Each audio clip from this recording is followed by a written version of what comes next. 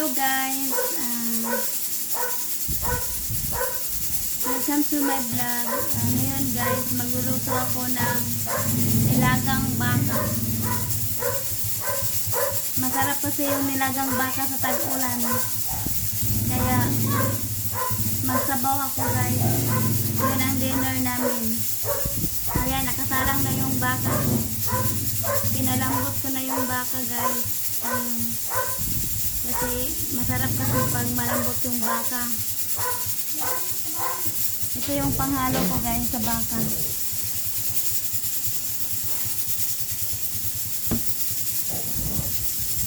Nalagyan ko siya ng mga gulay para masarap. Nalagyan ko siya ng okra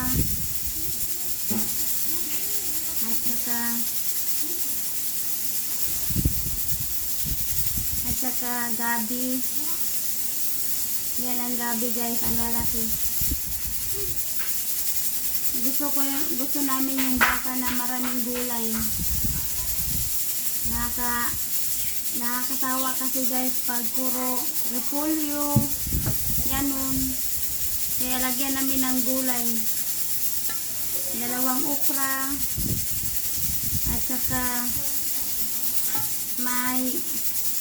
may patula. Yan, patula, ihalo ko yan guys para maraming gulay. At saka yung bell pepper ko, ang liit. Wala kasi yung bell pepper na malalaki. At saka mais. Haluan siya ng mais. Yan, 2 mais. Yan. Yan ang panghalo ko. At saka chili green. Lagyan ko siya ng chili green. At saka kamatis. At saka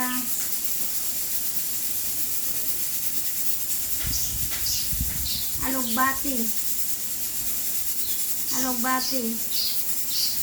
Kaya magkaiba po yung nilaga kong baka guys kasi nakakasawa kasi puro repolyo, patatas, kaya nalagyan ko na siya ng gulay para masarap, maraming gulay. Kaya baguhin nyo yung ano nyo guys, yung paano kayo magluto ng nilaga. Pwede rin lagyan ng kalabasa, kahit anong ihalo nyo sa baka, pwede naman. Kahit anong gulay, basta malambot lang yung baka. Kasi yung anak ko kasi mahilig sa sabaw. Ngayon guys, haluan nyo lang alugbati kasi mabango yung baka pag may alugbati.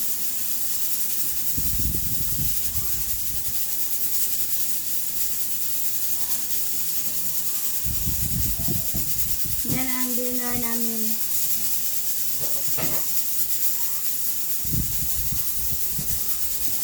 Pressure cooker ko yung baka para madaling lumambot. Kape muna guys. Black coffee.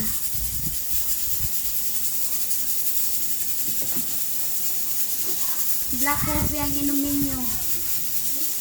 Kaya masarap.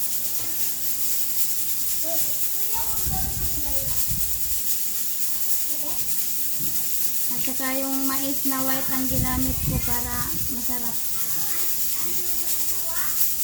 Malagkit kasi ito na mais.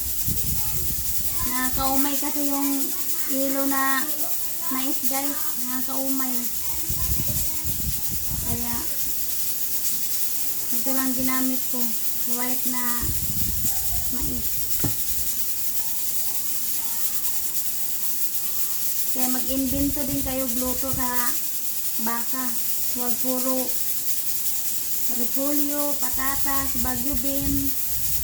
Subukan nyo lagyan ng gulay. At saka yung baka, pwede rin isigang.